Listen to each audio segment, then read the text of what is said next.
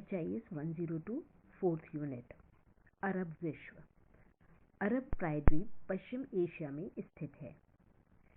इसके अंतर्गत कुछ प्रमुख देश इस प्रकार हैं: सऊदी अरब, यमन, ओमान, संयुक्त अरब अमीरात, Qatar, Bahrain, Jordan, Syria, Lebanon, Iraq एवं मिस्र। अरब छोटी पहाड़ियों से युक्त एक शुष्क रेगिस्तानी भूभाग है, जहां यदाकदा जल के स्रोत प्राप्त हो जाते हैं, जिससे वह थोड़ा सा क्षेत्र वृक्षों से युक्त हरा भरा हो जाता है। अधिकांश अरबवासी बकरी तथा ऊंट पालन के उद्योग में लगे थे तथा यायावर जीवन व्यतीत करते थे। मध्यकाल में वे छोटे छोटे कबीलों में विभक्त थे और मरुस्थल के जीवन के अनुकूल वे स्वयं को ढाल चुके थे। इन भौगोलिक स्थितियों के चलते इस्लाम के पूर्व अरबवासियों की कोई भी सांस्कृतिक उपलब्धि नहीं थी। अरब के शासक अपने पड़ोसी राज्यों जैसे यूनान, पर्शिया, इराक और मिस्र के सांस्कृतिक क्रियाकलापों को स्वीकार करते थे। इस्लाम का उदय।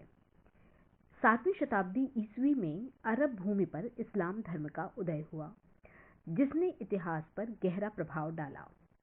इस्लाम धर्म के प्रवर्तक मोहम्मद कुरैशी कबीले से ताल्लुक रखते थे और 570 ईस्वी में मक्का में उनका जन्म हुआ था। उनके बचपन में ही उनके माता पिता का देहांत हो गया था और उनका पालन पोषण उनके चाचा अबू तालिब द्वारा किया गया था। मोहम्मद के प्रारंभिक जीवन के विषय में बहुत कम जानकारी उपलब्ध है। 25 वर्ष की आयु में मोहम्मद का विवाह खदीजा नामक एक विधवा स्त्री के साथ हुआ, जो अपने पूर्व पति के व्यापार को संभालती थी। खदीजा की मदद से मोहम्मद एक सफल व्यापारी बने, किंतु संसार में व्याप्त हिंसा व धोखे को देखकर मोहम्मद बेहद व्यथित रहते थे। इस समय अरब के लोग मूर्ति पूजक थे और काबा नामक स्थान पर देवी देवताओं की लगभग 300 मूर्तियां विद्यमान थीं। विभिन्न कबीले अलग अलग देवी देवताओं की उपासना करते थे और उनके वर्चस्व को लेकर प्रायः युद्धरत हो जाते थे। 40 वर्ष की आयु में मोहम्मद एक आध्यात्मिक अनुभव से गुजरे, जिसे सत्य के दैवीय दर्शन की संज्ञा दी गई है। इस अनुभव के उपरांत मोहम्मद को महसूस हुआ कि ईश्वर या अल्लाह एक ही है और उसने मोहम्मद को अपने पैगंबर के रूप में चुना है। मोहम्मद ने स्वयं को नबी अर्थात सिद्ध और रसूल अर्थात पैगंबर कहा। उन्होंने मूर्ति पूजा का विरोध किया और ईश्वर या अल्लाह एक है इसका प्रतिपादन किया। जब उन्हीं के कबीले के परंपरावादी तथा अंधविश्वासी लोगों ने मोहम्मद का विरोध किया, तब 622 ईस्वी में उन्होंने मक्का को छोड़ दिया और मदीना चले गए। मदीना का पुराना नाम यासरिब था। इस घटना को हिज्र के नाम से जाना गया और यही वर्ष मुस्लिम कैलेंडर का प्रथम वर्ष बना, जिसे हिजरी संवत कहा जाता है। मदीना पहुंचने पर मोहम्मद का भव्य स्वागत हुआ और वहां अपने विचारों के प्रसार में उन्हें अभूतपूर्व सफलता प्राप्त हुई। धीरे धीरे संपूर्ण अरब उनका अनुयायी बन गया। इस्लाम के मुख्य कर्तव्य एवं शिक्षाएं।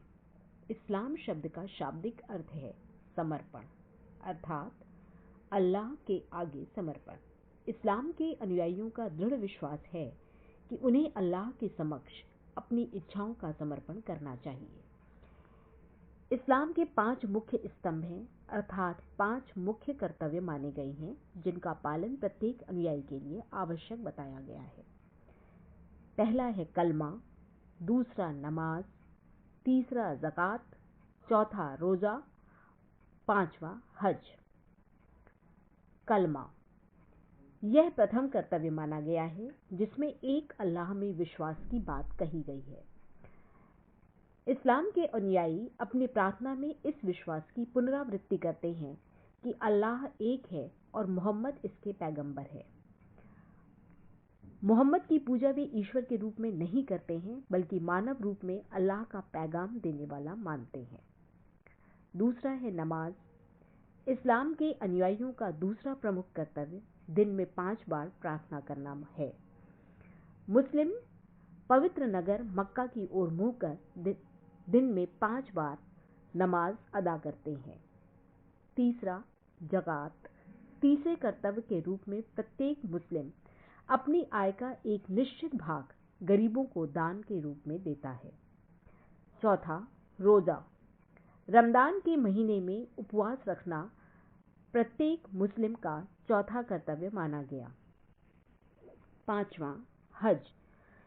सभी मुसलमानों से अपेक्षा की गई कि वे अपने जीवन में कम से कम एक बार मक्का की यात्रा अवश्य करेंगे, जिसे हज कहा गया। इस्लाम की पवित्र पुस्तक के रूप में मुसलमान कुरान को स्वीकार करते हैं और यह मानते हैं कि इसमें अल्लाह के आदेशों का संकलन है जो उनके पैगंबर मोहम्मद के माध्यम से उन तक पहुंचे हैं। पैगंबर मोहम्मद ने भी कुरान को पथ प्रदर्शक के रूप में स्वीकार करने की बात कही।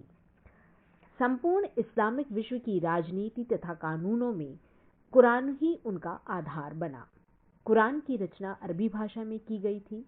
फलस्वरूप इस्लाम का पालन करने वाले विभिन्न देशों के अनुयायियों में अरबी भाषा एक सर्वसम्मत स्वीकृत भाषा बन गई।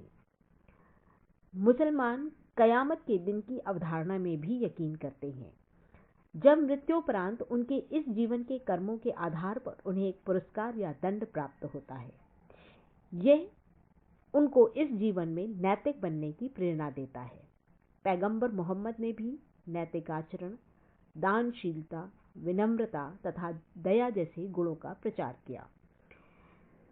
इस्लाम के उदय के कुछ समय उपरांत ही अरब के सभी संघर्षरत कबीलों में एकता स्थापित हुई, जिसने विश्व में एक विशाल साम्राज्य की स्थापना की। पैगंबर मोहम्मद के उपरांत इस्लामिक विश्व में 4 प्रारंभिक खलीफा हुए, जिनका विवरण इस प्रकार है। क्योंकि मोहम्मद ने अपना कोई उत्तराधिकारी नियुक्त नहीं किया था, अतः उनकी मृत्यु के उपरांत उनका निकट सहयोगी अबू बकर को उनके उत्तराधिकारी के रूप में खलीफा चुना गया। खलीफा इस्लामिक जगत का धर्मगुरु होने के साथ साथ राजनीतिक नेतृत्व भी प्रदान करता था। कुरान के नियमों के आधार पर वह इस्लामिक साम्राज्य पर शासन करता था। प्रथम खलीफा अबू बकर ने अपने 2 वर्ष के छोटे से राज्यकाल में इराक और सीरिया को विजित किया और इस्लाम का विस्तार किया। दूसरे खलीफा के रूप में उमर ने 634 से 644 ईस्वी तक शासन किया और अपने प्रयासों से उसने ईरान के शासक को पराजित किया तथा उत्तरी अफ्रीका में इस्लाम का विस्तार किया।